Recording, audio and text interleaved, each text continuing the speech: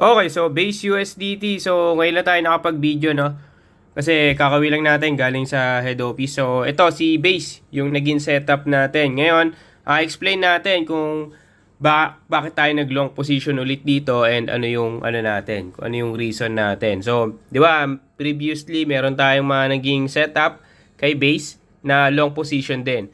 Kasi nagkaroon ng shift ng momentum dito. So, ibig sabihin, from downtrend, nag-create siya ng break-off structure dito sa previous lower high. So, nag-create ng higher high, kaya shift ng momentum possible from downtrend up to uptrend na.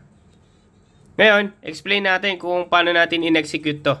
Itong last trade natin. So, ito yung mga previous ano natin, demand area, no? 1 hour demand.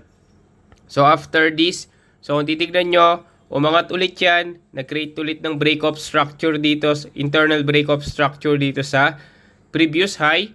After that, nag-create yan ng 1 hour demand ulit. So, ngayon, ito ulit yung naging basis natin from the long entry natin dito kay base.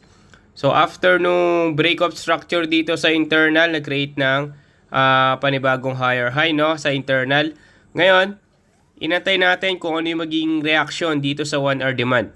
So, nung kinuha, ganyan yung reaction, inantay natin yung retest. So, nung nag-retest siya, nag-entry na tayo dito.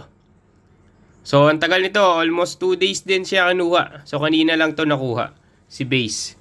So, ngayon, currently, nasa 15-minute supply, di ba? Kinuha yung 15-minute supply. So, ito yung hindi natin nakita. Kasi kung titingin tayo sa 15-minute time frame, so, nagkaroon na ng retest. So, maganda sana yung short position natin dito. So, pagkakuha, bumaba, nag-retest ulit, and bumaba na siya. So, possible, ito is may kuning demand area sa higher time frame. So, tingnan natin kung magkakaroon pa ng another setup dito kay base. Pero yun, so far, nakarami na tayo dito kay base.